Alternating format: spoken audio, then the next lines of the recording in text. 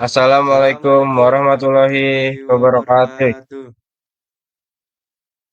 Perkenalkan, sebelumnya nama saya Muhammad Faris Hariri dan rekan saya. Maheswara Arvel, Di sini kami akan menjelaskan tentang cloud computing.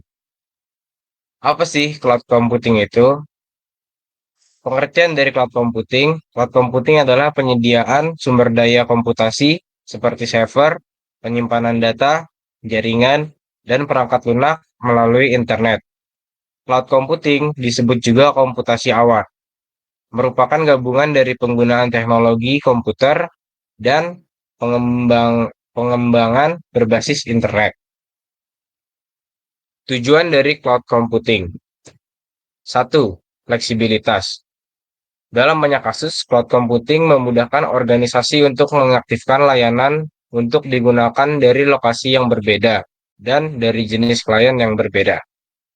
Yang dimaksud di sini, fleksibilitas, cloud computing dapat diakses di mana saja, kapanpun, dan dimanapun, melalui device yang berbeda, seperti komputer, tablet, dan ponsel. Yang kedua, keamanan. Cloud computing dapat meningkatkan keamanan TIK ketika penyedia layanan memiliki keahlian dan sumber daya yang lebih dari pelanggan, sehingga tidak berlaku untuk keamanan fisik dari tempat di mana perangkat keras Anda berada. Yang dimaksud di sini, untuk keamanan dari penyedia data kita ditanggung sepenuhnya oleh penyedia jasa cloud computing, seperti server, database, dan lainnya, itu sudah dijamin oleh penyedia jasa. Yang ketiga, kinerja dan keandalan. Indikator utama keandalan dari layanan cloud adalah uptime percentage, waktu server beroperasi. Sistem lokal atau on-premise dapat memiliki uptime hampir 100%. Yang dimaksud di sini, kecepatan mengunduh maupun mengupload sebuah file kepada jasa cloud computing tersebut. Lanjut, jenis-jenis cloud computing. Yang pertama ada IaaS atau Infrastructure as a Service. Yang kedua ada Platform as a Service. Yang ketiga ada Software as a Service. Infrastructure as a Service kadang-kadang disingkat IaaS, berisi blok bangunan dasar untuk IT Cloud dan biasanya menyediakan akses ke fitur jaringan, komputer, dan ruangan penyimpanan data. Infrastruktur as a Service memberikan tingkat fleksibilitas tertinggi dan kontrol manajemen atas sumber daya IT Anda dan paling mirip dengan sumber daya IT yang ada yang banyak dikenal oleh Departemen IT dan Pengembangan saat ini. Yang kedua, Platform as a Service menghilangkan kebutuhan organisasi untuk mengelola infrastruktur mendasarinya, serta memungkinkan berfokus pada penerapan dan pengelolaan aplikasi. Ini membantu menjadi lebih efisiensi karena tidak perlu khawatir tentang pengadaan sumber daya, perencanaan kapasitas, pemeliharaan perangkat lunak, patching, atau salah satu dari kerja berat yang tidak terdiferensiasi lainnya yang terlibat dalam menjalankan aplikasi. Yang ketiga, software as a service memberikan Anda produk lengkap yang dijalankan dan dikelola oleh penyedia layanan.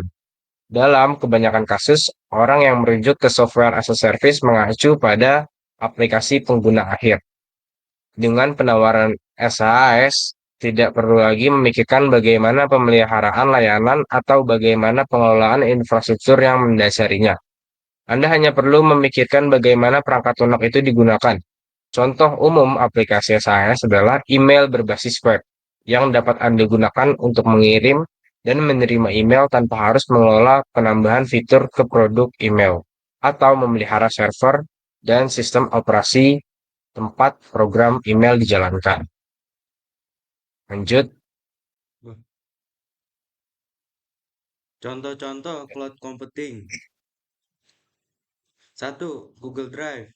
2. Dropbox. 3. Mega Cloud. 4. Amazon Web Service. 5. Microsoft 365, 6 SkyDrive, 7 email, 8 BCA M-Banking, 9 Line Bank, 10 Terabox, 11 SoundCloud, 12 Canva, 13 YouTube, 14 Spotify. Plus minus cloud computing. Plus, satu, skalabilitas cloud computing memungkinkan organisasi untuk dengan cepat menyesuaikan kapasitas komputasi mereka sesuai dengan kebutuhan, baik meningkatkan maupun mengurangi kapasitas secara fleksibel. Dua, akses fleksibel. Pengguna dapat mengakses layanan cloud dari mana saja dengan koneksi internet, memungkinkan kolaborasi tim yang baik, lebih baik, dan mobilitas yang tinggi. Tiga, efisiensi biaya. Menggunakan layanan cloud seringkali lebih ekonomis daripada membangun dan memelihara infrastruktur fisik sendiri karena biaya investasi awal dan biaya operasional yang berkurang. Minus. Satu, ketergantungan pada koneksi internet. Ketersediaan layanan bergantung pada koneksi internet yang stabil. Gangguan jaringan dapat menyebabkan gangguan akses dan produktivitas. Dua, masalah keamanan. Keamanan data menjadi masalah karena data disimpan di infrastruktur yang dikelola oleh penyedia layanan. Ancaman keamanan seperti peretasan dan pencurian data menjadi perhatian utama. Tiga, kepastian hukum dan kepatuhan. Mengatur data yang disimpan di cloud dapat rumit, terutama dalam hal privasi, kepatuhan, dan peraturan perundang-undangan yang berbeda di berbagai yurisdiksi. Kesimpulannya, Kesimpulan, cloud computing menawarkan sejumlah keuntungan yang signifikan, tetapi juga hadir dengan beberapa kekurangan yang harus diperhatikan.